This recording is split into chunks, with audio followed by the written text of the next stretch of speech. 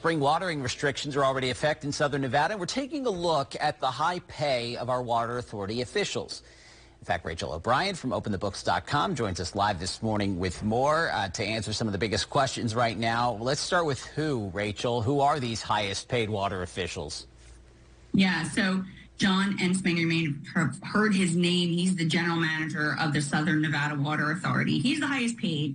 He made $513 in pay, $513,000 in pay last year. The contribution to his pension was $106,000. That's a whole other salary. David Johnson, he's the deputy general manager of operations for Southern Nevada Water Authority and Las Vegas Valley Water District. He was the second highest paid, $331,000. Again, over $100,000 to his pension. Then you have the general counsel, the CFO, two other deputy general managers, all made at least $300,000. Plus, again, pension contributions at or near $100,000. There were 70 people who made $200,000 or more in pay between Southern Nevada Water Authority and Las Vegas Valley Water District. I have a lot of questions about why, Rachel. We'll get to those in a minute, but I want to know the comparison here. How does this pay compare to maybe other water authorities, other water districts? Try and put it in perspective for us if you can. So we looked at the State Division of Water Resources. They manage Nevada's limited water resources, the water rights, the water use. They regulate dams. They don't deliver water like the two that we're talking about. And so they have a much smaller staff.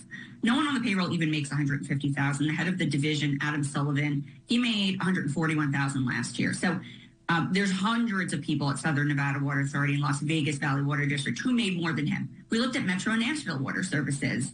Their director, Scott Potter, made almost $300,000 last year. So not nearly as much as the highest paid in Southern Nevada, John Ensminger, right at $500,000. So this $300,000 director in Nashville, he made about the same as the Las Vegas deputy general managers. And then his assistants made between $150,000 and $185,000.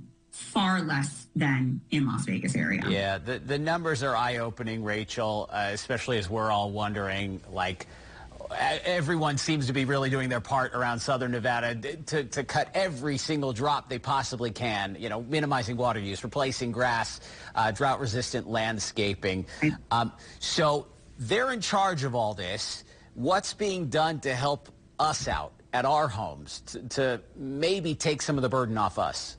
Yeah, you've all reported on this, like you said. You know, by the end of 2026, watering decorative grass will be illegal. People, you know, who have those landscapes will have to sort of wind them down.